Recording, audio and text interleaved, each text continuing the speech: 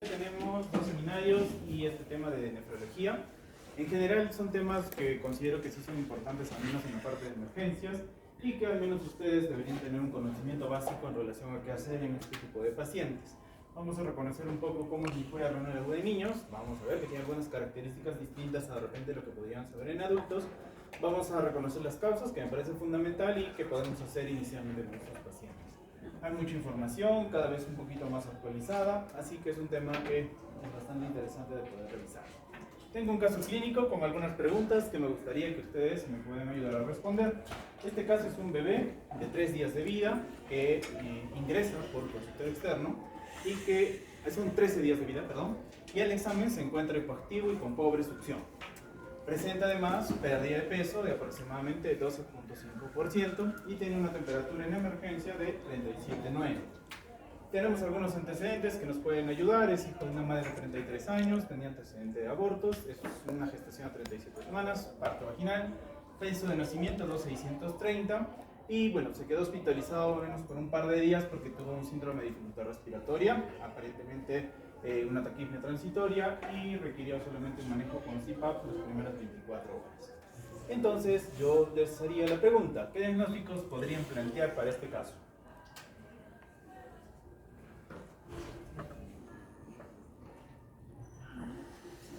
Desnutrición. Desnutrición, ok. Bajo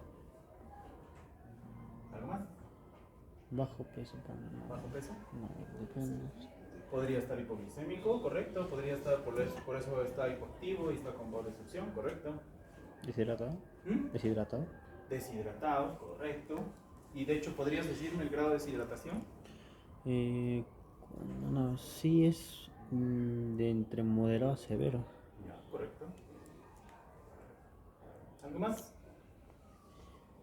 Lo más común que siempre suele ser un agente incluso confusor en neonatos es que esté séptico, ¿no? A pesar que no tenga, digamos, un cuadro muy claro, que está con una temperatura, está distérmico, la hipoactividad y la pobre succión podrían ser sospechosos.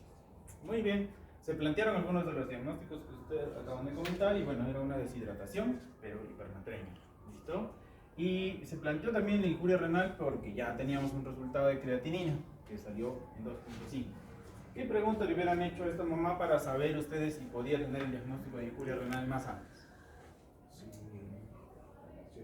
Perfecto, si estaba orinando. Así de sencillo, ¿no? Entonces, si ustedes tienen un paciente que ocurre o que acude a la emergencia con antecedentes de deshidratación, una pregunta muy lógica y necesaria es saber si orina o no orina. Y en este caso, pues era un bebé que no estaba orinando, tenía un sodio en 146, algo no muy marcado, y tenía una creatinina en 2. Entonces eso era lo que más llamaba la atención.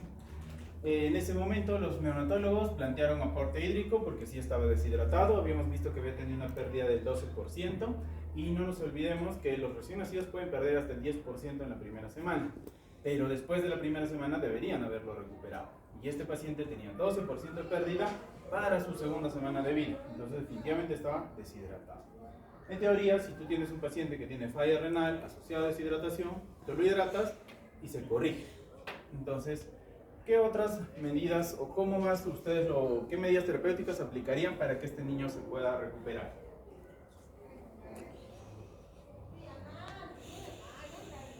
Ya tenemos el diagnóstico, ¿qué harían? Lo hidratas, ¿cómo lo hidratas? Con un plan C.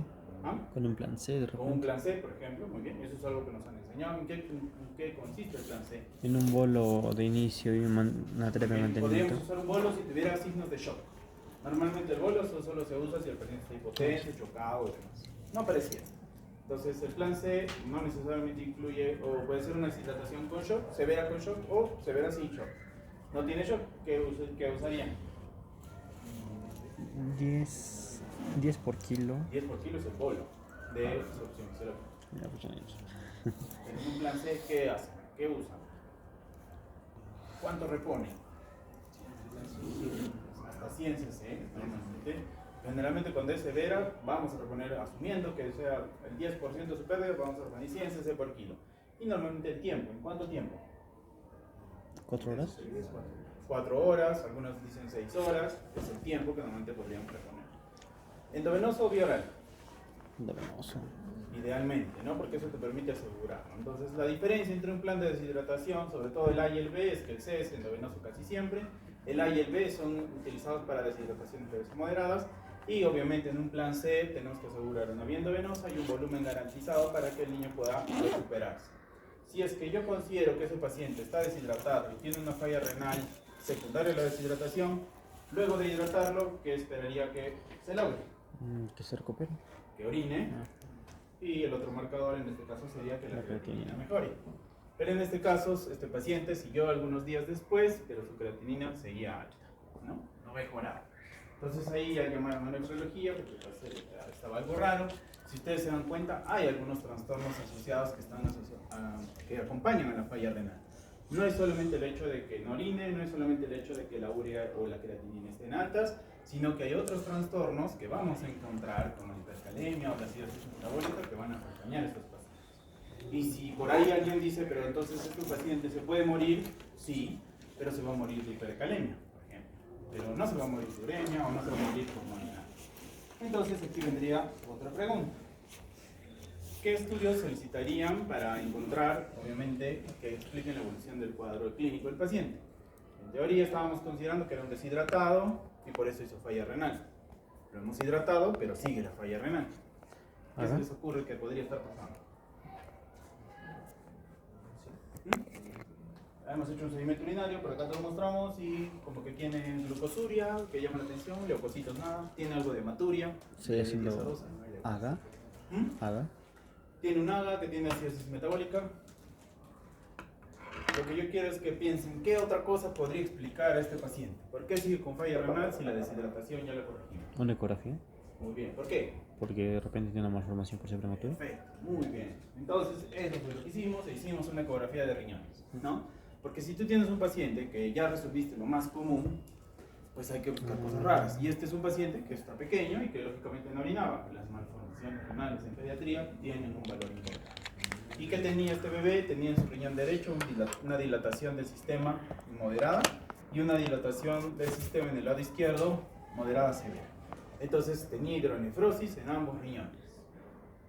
Lamentablemente esto podría ser congénito y esto podría complicar un poco la situación, ¿no? Entonces este paciente vemos que tenía creatinina, urea elevada, tenía acidosis metabólica, tenía una hipercalemia que más o menos iba mejorando con algo de creatinina. Entonces este paciente tenía una injuria renal aguda, secundaria a una uropatía obstructiva porque estaba hidronefrótico y aquí una condición puede ser la hidronefrosis congénita o valvas de uretra posterior, que es una causa de uropatía congénita. ¿Listo? Entonces, ¿qué otras cosas o qué hicimos con este pequeñín? Le hicimos una citografía, buscamos si es que tenía obstrucción y pues sí, aparentemente el nivel de las valvas, creo que acá no sale, en el siguiente sale. En la fase miccional se veía un ligero estrechamiento en la salida de la vejiga, que es la uretra, que correspondía a unas valvas de uretra posterior. Muy bien, entonces, ¿qué otros trastornos adicionales de los que hemos visto podría haber en el paciente? ¿Se les ocurre algo más? De los que no haya mencionado o los que haya mencionado. Hemos dicho que la injuria renal puede cursar con acidosis metabólica, con hipercalemia. ¿Algo más?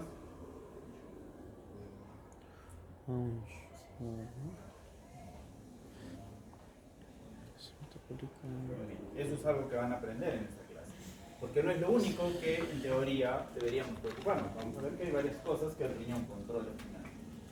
Este niño pues tuvo indicación de colocarle una sondaje vesical y posteriormente le hicimos una vesicostomía, con lo cual al poquito más o menos mejoró. Esto fue su última creatinina, que bajó hasta 1.42 después de la vesicostomía, que era una derivación por donde obviamente él orinaba y saltábamos la obstrucción de la uretra. Su evolución fue un poco mejor, cursaba con infecciones urinarias porque lamentablemente ya la instrumentalización de la vía urinaria generaba que tenía infecciones y bueno, su recuperación fue parcial y progresiva. Entonces, ¿qué es la injuria renal aguda? Nosotros tenemos que saber que es la pérdida brusca de la función renal, que normalmente se va a manifestar clásicamente con la disminución del flujo urinario. Sin embargo, pues también vamos a encontrar que pues, al disminuir el filtrado glomerular se va a retener urea, se van a retener azoados, se va a alterar el balance de líquidos y lógicamente vamos a tener trastornos tanto electrolíticos como ácido-base. Entonces, si nosotros vamos y pensamos cómo vamos a diagnosticar a un paciente que tiene injuria renal, pues lógicamente una manifestación podría ser que se eleve la creatinina. Y lo más clásico, lo más grave sería que sea un paciente que no orine nada, ¿no? Que tenga anuria plena. Entonces, las manifestaciones en las cuales nosotros vamos a encontrar un niño con injuria son muy variables. ¿Por qué? Porque hay múltiples causas y hay múltiples contextos clínicos en el cual puede fallar el riñón. Lógicamente, esto nos obliga a nosotros a tener algunas situaciones en las que tengamos que anticiparnos. ¿Cómo clasificamos, cómo definimos específicamente un paciente que tiene injuria? Hay dos criterios principales: la creatinina y el valor del flujo urinario. Yo puedo saber que un paciente tiene una injuria renal en estadio 1, principalmente si es que su valor de su creatinina ha variado 1.5 a 1.9 veces. Y puedo hacer el diagnóstico también si es que su flujo urinario ha caído por debajo de 0,5 mililitros kilo por hora. Para esto ustedes tienen que saber calcular el flujo urinario. Ya tendría un estadio 3 si es que vemos que su creatinina basal es 3, o sea 3 veces el valor basal, o este paciente está anúrico más de 12 horas, por ejemplo. Este ejemplo lo pongo muy rápido y no sé si esté aquí, parece que no, pero si un paciente tiene 0,5 de creatinina, si es que se triplica ese valor a 1.5, este paciente ya está en injuria estadio 3. ¿Por qué hablamos o por qué no es importante clasificarlo? Porque en el estadio 1 yo todavía puedo anticiparme, prevenir, hidratarlo, de repente retirar algún nefrotóxico. En el estadio 2 probablemente ya tengan que manejar algunas cosas, que está hipercalémico, que está acidótico. Pero cuando está en estadio 3, muchas veces ya es una situación donde hay que llamar a nefro porque este paciente probablemente necesite terapia de reemplazo renal. Entonces es muy importante conocer la creatinina, pero no todos nuestros pacientes hospitalizados tienen creatinina. Clásicamente existen tablas para saber cuál es la creatinina normal de un paciente pediátrico, que va a variar con su edad. Esto no es necesario que lo aprendan, pero sí tengan con ustedes como referencia que se puede estudiar. Esta es una fórmula que actualmente se puede utilizar en estos pacientes. No es de uso masivo, podríamos decir, pero ayuda un poco para un concepto que de repente por ahí algunos preguntarían, que sería la tasa de filtrado glomerular, que es justamente el cálculo para saber cuánto funciona el riñón. La tasa de filtrado glomerular normal es de 90 a 120. Y con esto, solo con el valor de la creatinina y la talla del paciente, podemos hacer una estimación de su tasa de filtrado. Y lo otro que es muy importante para definir si un paciente tiene injuria renal es justamente conocer cuándo orina. En un paciente pediátrico podemos pesar pañales, podemos preguntar por la última micción, o si queremos ser más precisos, tenemos que colocar una sonda vesical para ver el volumen urinario. Hace un rato les decía que ustedes tienen que saber calcular el flujo urinario, y esto es más o menos lo que tienen que saber. El flujo urinario normal en un paciente es de 1 a 3 mililitros por kilo por hora. Puede variar en niños más grandes, sobre todo se utiliza por superficie corporal, que normalmente estamos hablando entre 12 a 80 mililitros cuadrado por hora. ¿Cómo se aplica esto? Vamos a hacer un par de ejemplos que aparecen aquí. Tenemos una paciente, mujer, 16 kilos, que ha orinado 600 mililitros en las últimas 24 horas.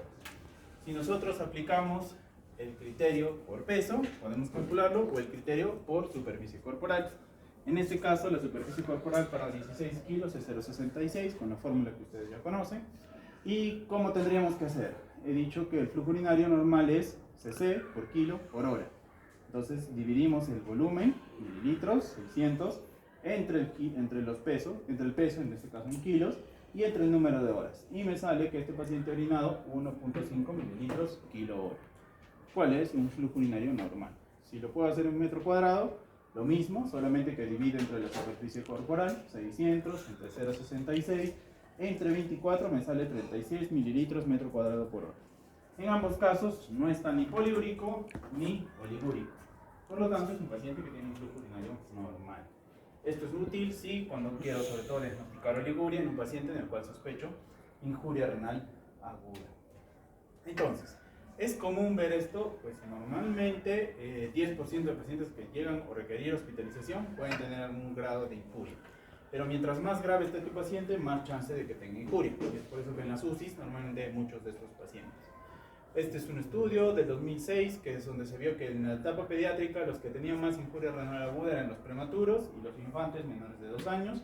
Esta es una tesis de una colega que la hizo en el 2019, muy similar a lo que se hizo en ese estudio del 2006 y donde también se evidenciaba que los neonatos y los lactantes son los más afectados muchas veces.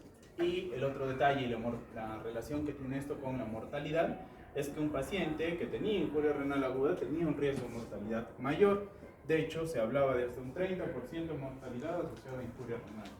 Y en esta tesis que se hizo en 2019 se vio que mientras mayor estadio de la injuria renal, como habíamos visto, en un estadio 3, por ejemplo, el riesgo de mortalidad era más alto, ¿no? Entonces esto también es una relación importante para que nosotros podamos tener en cuenta cómo manejar a estos niños.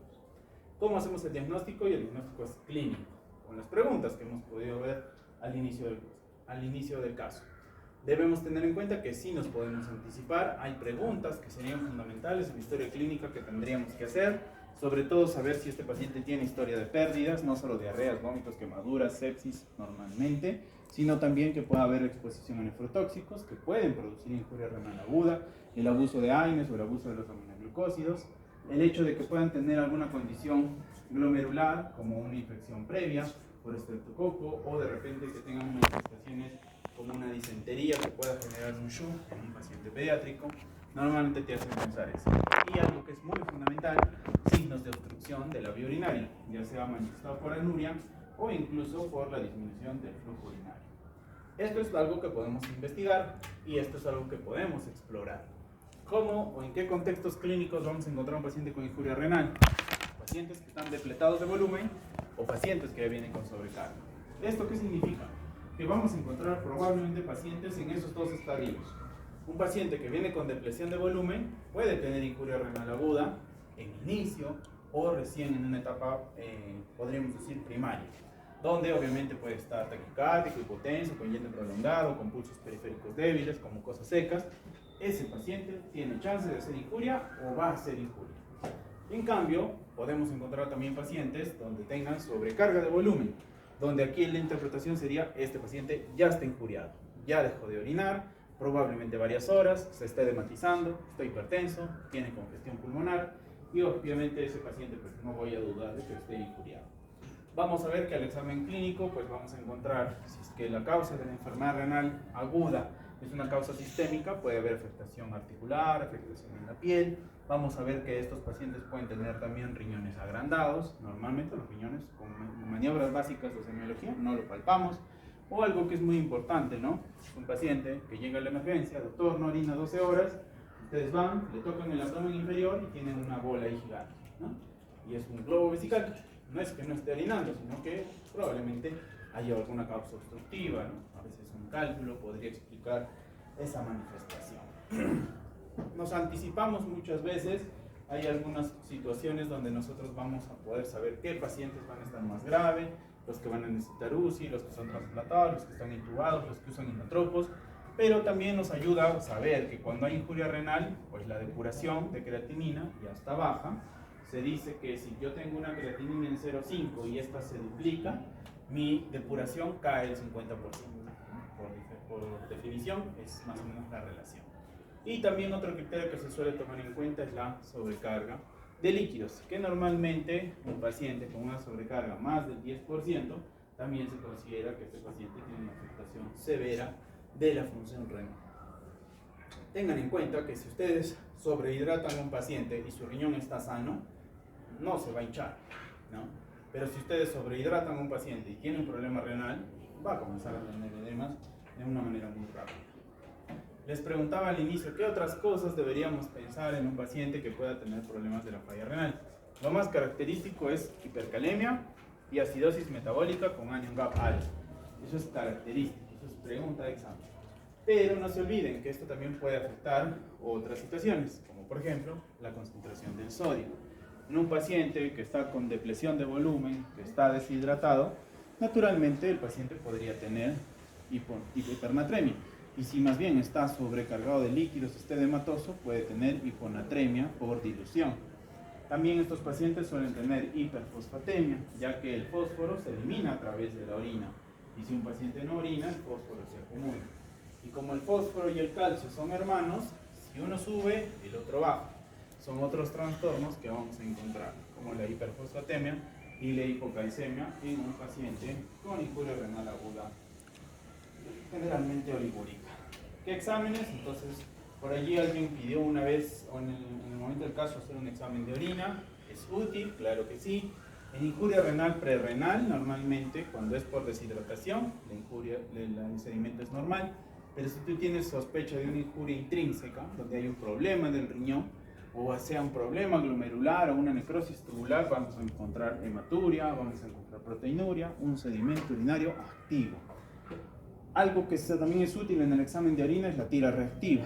La tira reactiva va a medir cuánto es capaz el riñón de concentrar los líquidos. ¿Qué significa esto?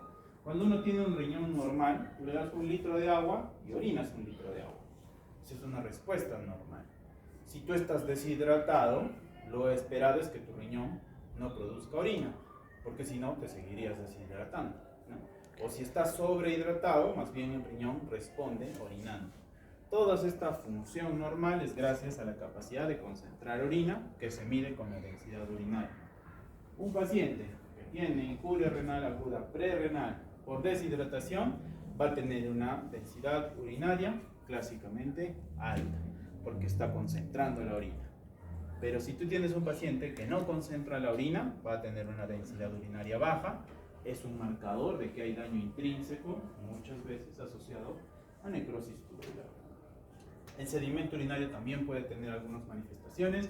Podemos encontrar cilindros granulosos, muy característico de injuria renal aguda. Podemos encontrar cilindros hemáticos, si es que hay una glomerulonefritis asociada, que curse con hematuria. Podemos encontrar cilindros leucocitarios, si es que mi paciente tiene alguna patología tubular o también infecciosa intersticial. Entonces, el sedimento es una herramienta muy útil para el diagnóstico de injuria renal. La fracción excretada de sodio es otro marcador útil. Normalmente, si tú tienes un riñón que está solo deshidratado o injuriado por deshidratación, la excreción de sodio va a ser baja. Pero si tú tienes un paciente que tiene daño renal o una necrosis tubular, este paciente va a perder mucho sodio. La excreción fraccionada de sodio clásicamente es normal cuando es menos del 1%. Cuando es mayor, significa que hay daño renal. Esta fórmula no es útil o al menos práctica que la aprendan, pero normalmente relaciona la excreción del sodio comparando los valores en orina y en sangre.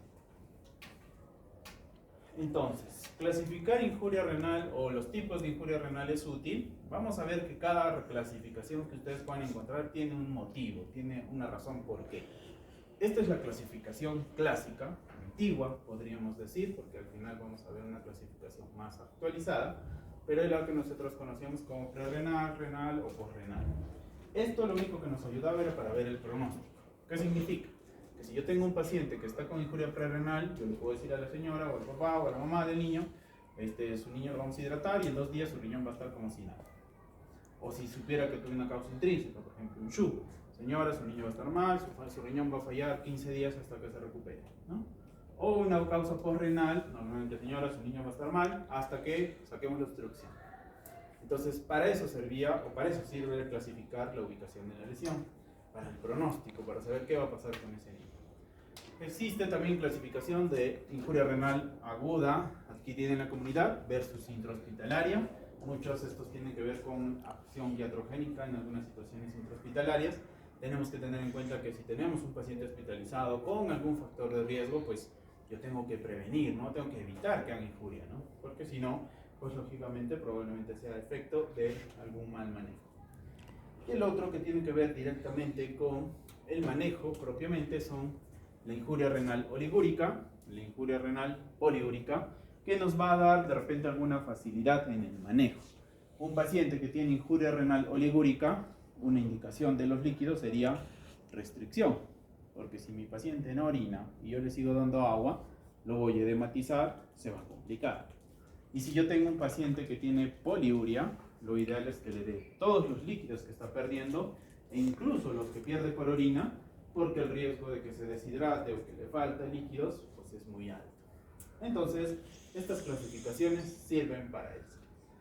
Yo les hablaba de una clasificación más actualizada, y esto es un tema que ya se habla al menos en los últimos 2 años aproximadamente. Sin embargo, ya hay bibliografía de los últimos 5 años donde habla de esta clasificación, donde a la causa prerrenal ahora se le denomina causa funcional, donde principalmente se determina que el mecanismo de daño es por disminución del flujo sanguíneo. Lo que ustedes tienen que saber es que el riñón funciona porque filtra sangre. Si no llega sangre, no funciona.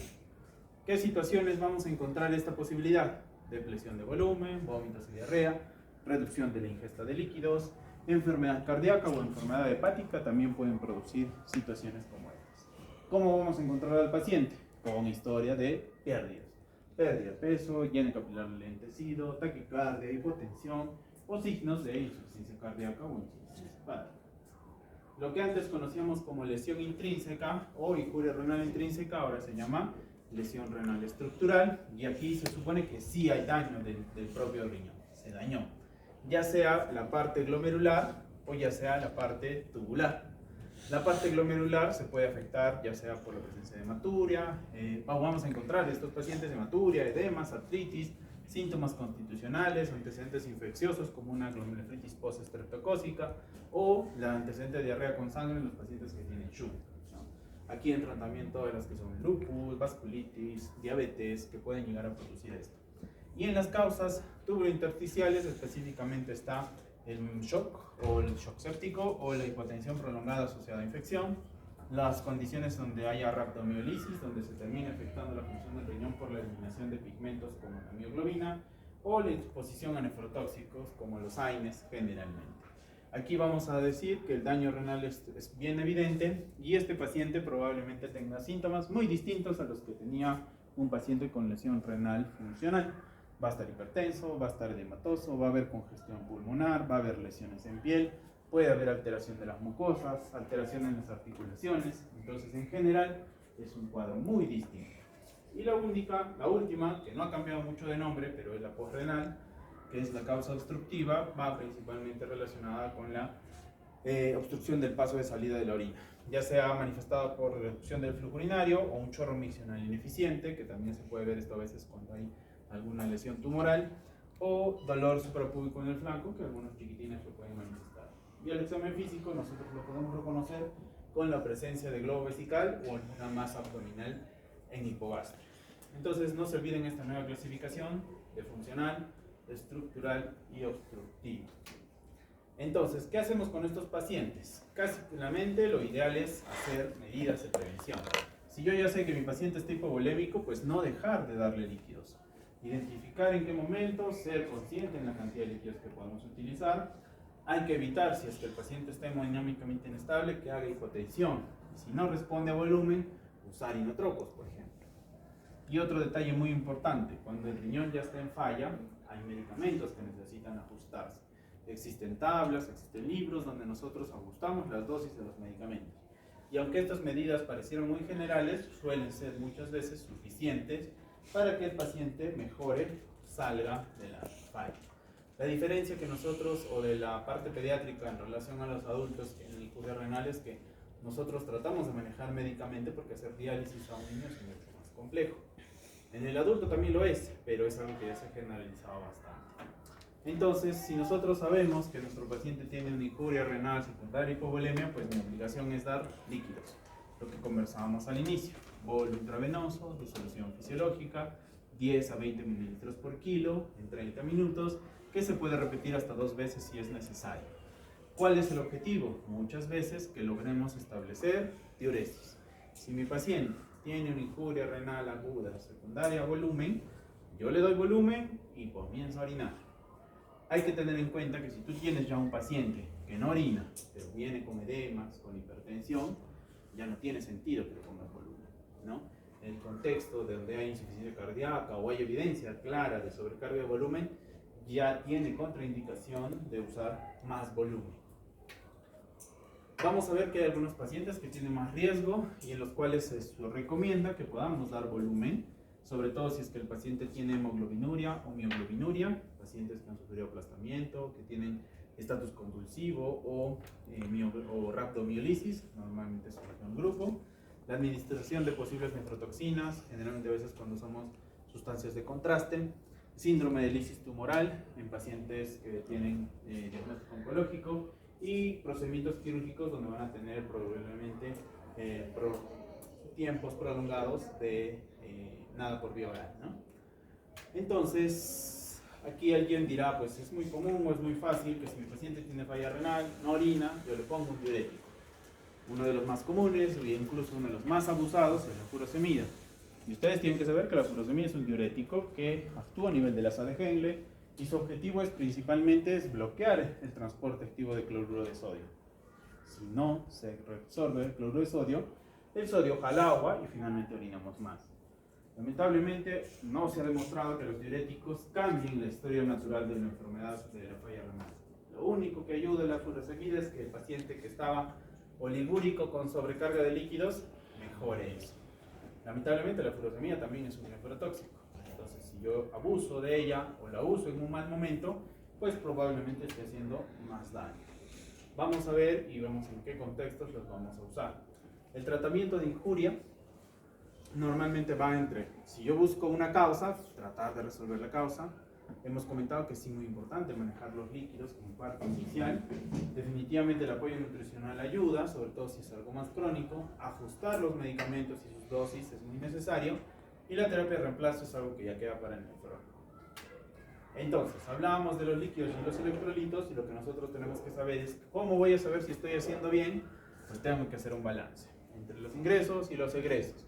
En las prácticas esto es probablemente lo que más les enseño a los alumnos, porque es muy importante que sepan hacer balance. Se puede hacer cada 6 horas, cada 8 horas, cada 12 horas, cada 24 horas. ¿Por qué? Porque es muy dinámico. Yo puedo tomar decisiones si mi balance en 6 horas salió alterado para que obviamente esto no se sostenga en el tiempo. Es importante ser precisos, sobre todo en el registro de los ingresos, que a veces es difícil, sobre todo si es que el paciente está con dieta, pero cuando solo está con fluidos endovenosos a veces es más sencillo. Y en relación a los egresos, pues a veces la sonda vesical nos ayuda a ser un poco más precisos. Entonces, tenemos varios escenarios, sobre todo que el balance hídrico me va a ayudar a determinar dos cosas. Cuál es el estado de volemia del paciente y cuál es su flujo urinario. Todo eso se calcula con el balance. Entonces, si mi paciente tiene un estado de volemia donde está deshidratado o hipovolémico, pues lógicamente mi manejo será con líquidos. Pero si mi paciente ya está hipervolémico, con sobrecarga de líquidos, mi objetivo será restringir. No puedo hacer otra cosa distinta. Y desde el punto de vista del flujo urinario, si mi paciente está anúrico, hipervolémico, probablemente el diurético ayude. Pero si mi paciente está poliúrico y deshidratado, naturalmente sí tendría que asegurarme darle líquidos, ¿no? Es muy importante que se valore esto de manera simultánea porque pues tiene lógica en ambos sentidos. Clásicamente, la injuria renal oligúrica necesita que yo le dé restricción de líquidos. ¿Cuántos líquidos yo le puedo dar? Generalmente las pérdidas insensibles, que en niños es de 400 mililitros por metro cuadrado al día, más lo que orine, que puede ser 0 porque está oligúrico, más alguna pérdida extrarrenal, sobre todo heces, vómitos o drenajes. Clásicamente en un oligúrico no usamos potasio, y alguien por ahí dirá, pero no lo podemos tener restringido mucho tiempo, y eso es cierto. Normalmente el periodo corto de restricción es de 2 a 3 días. En ese tiempo o estabilizo al paciente o le ofrezco algún otro tratamiento que sea más eficaz. En cambio, en un paciente que está poliúrico, pues la idea es dar líquidos a necesidades basales, 400 por metro cuadrado, reponer con las pérdidas extrarrenales y también la diuresis. Normalmente se recomienda que no sea toda la diuresis. Clásicamente decimos que son 2/3 de la diuresis del volumen de reposición que necesita este paciente. Lógicamente con el objetivo de que el balance no salga tan negativo. Si el paciente orina, puedo dar potasio, puedo dar sodio, generalmente sin restricción. Aquí viene la furosemida como tratamiento. Normalmente se puede intentar una prueba de furosemida, sobre todo en un paciente que tiene injuria renal aguda con sobrecarga de líquidos, ¿no? El objetivo es volver una falla renal oligúrica en una no oligúrica.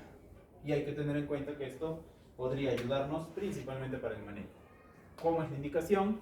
Utilizamos una bola, un bolo de furosemida en dosis única de 1 a 2 miligramos por kilo. En niños generalmente lo ideal es que se haga una injuria renal oligúrica con hipervolemia durante las primeras horas. Tenemos que tener en cuenta que si la furosemida no tiene una respuesta diurética 2 horas después de haberse administrado, no tiene sentido que lo volvamos a usar, pero si el paciente orinó, pues a veces sí podemos utilizar como horario hasta estabilizar al paciente, hasta que no tenga sobrecarga de líquidos principalmente.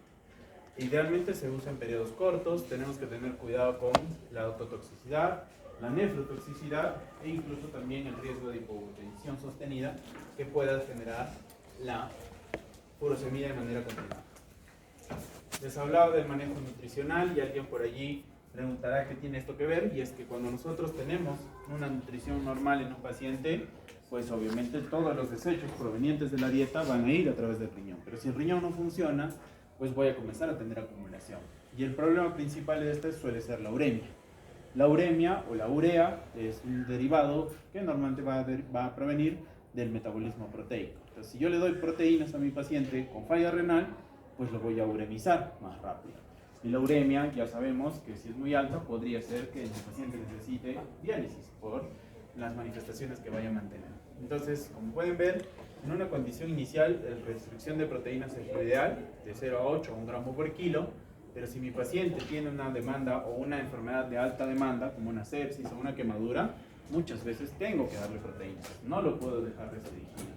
Y esa es una de las razones por las cuales muchos de estos pacientes necesitan tratamiento sustitutivo renal, quiere decir diálisis, ¿no? No tanto por la falla renal, sino a veces para mantener el estado nutricional.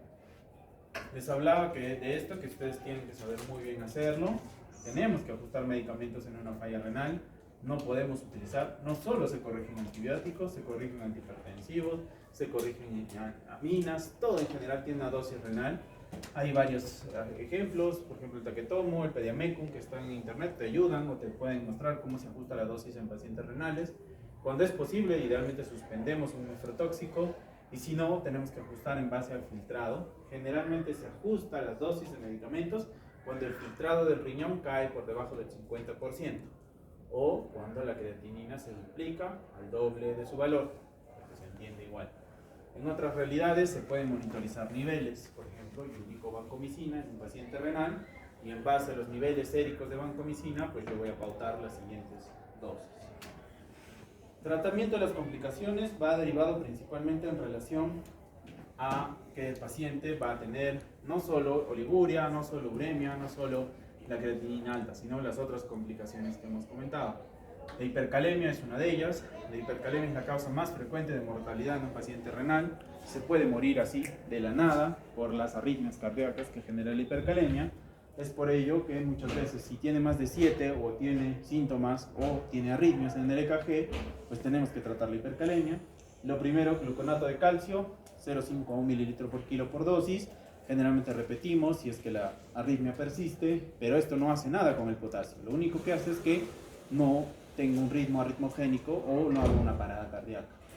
¿Qué sí ayuda a bajar el potasio? Poner una solución de glucosa más insulina. La insulina es un estimulante para que la bomba sodio-potasio TPasa meta potasio dentro de la célula. No lo eliminas, pero al menos lo estás sacando del torrente sanguíneo. Y se utiliza obviamente insulina más glucosa, porque si tú le pones solo insulina vas a poder generar hipoglicemia. La dosis es por 0,1 unidades de insulina, utilizamos 0,5 gramos por kilo de glucosa. No se olviden que una dextrosa al 10% es 10 gramos de glucosa en 100 mililitros. También podemos utilizar un beta-2 agonista inhalado, generalmente es salbutamol, y vamos a ver que también se puede utilizar bicarbonato, que va a tener una ayuda concomitante en el manejo de la acidosis. Les había comentado que el trastorno del sodio es posible, sobre todo en un paciente que tiene injuria renal aguda o ligúrica por estado hematoso. La restricción de líquidos puede ser suficiente para corregir la hiponatremia. Pero si es un paciente con injuria renal poliúrica, que está deshidratado probablemente, y tiene hiponatremia, sí puede necesitar darle tratamiento con cloruro de sodio al 3%.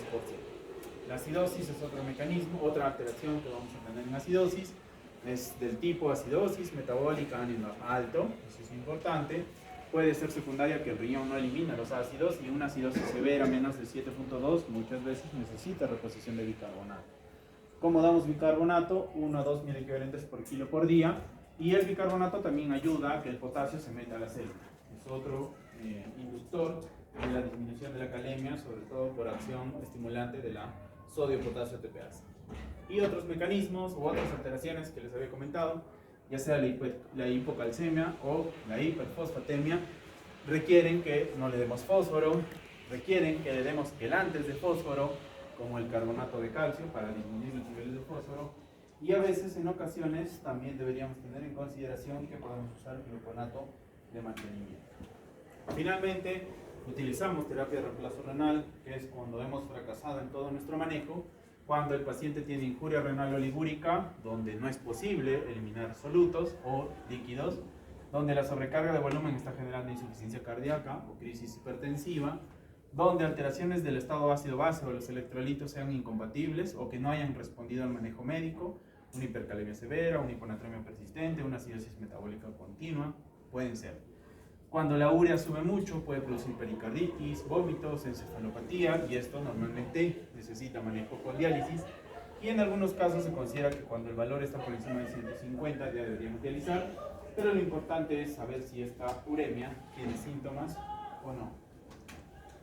Eso era todo lo que quería revisar sobre injuria renal aguda. No sé si alguien tenga alguna pregunta, alguna duda, para pasar a los seminarios.